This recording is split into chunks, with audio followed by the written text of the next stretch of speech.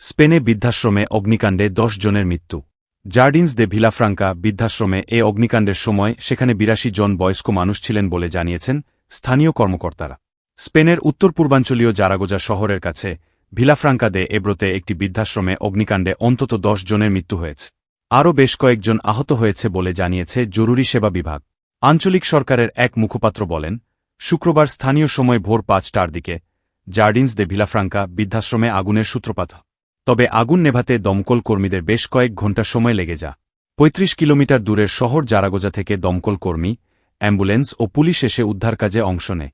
হতাহতরা সবাই ওই নিবাসের বয়স্ক মানুষ বলে সাংবাদিকদের জানিয়েছেন জাতীয় সরকারের শীর্ষ এক কর্মকর্তা। অগ্নিকাণ্ডের সময় সেখানে ৮২ জন বৃদ্ধ ছিলেন বলে জানিয়েছেন স্থানীয় কর্মকর্তারা। রয়টার্স লিখেছে, উদ্ধারকৃত একজনের অবস্থা আশঙ্কাজনক। ধোঁয়ার কারণে শ্বাসকষ্টে ভুগছেন চিকিৎসাধীন বেশ কয়েকজন। আগুন লাগার কারণ খতিয়ে দেখা হচ্ছে বলে জানিয়েছে কর্তৃপক্ষ। ভিলাফ্রাঙ্কা দে এব্রোর মেয়র স্প্যানিশ রেডিওকে জানিয়েছেন, আহতদের মধ্যে একজনের অবস্থা আশঙ্কাজনক।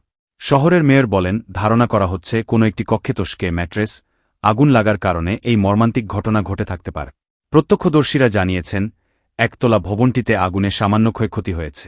তবে এত মানুষ নিহতের কারণ হিসেবে আগুনের ধোঁয়ায় শ্বাসকষ্টকে দায়ী করা হচ্ছে। আরাগন অঞ্চলে স্পেন সরকারের প্রতিনিধি ফার্নান্দো বেলট্রান হতাহতদের প্রতি সমবেদনা জানিয়েছেন এবং বলেছেন, তারা হাসপাতালে থাকা আহতদের দ্রুত আরোগ্য কামনা করছেন এবং অগ্নিকাণ্ডের কারণ অনুসন্ধানে পর্যবেক্ষণ অব্যাহত রাখবে।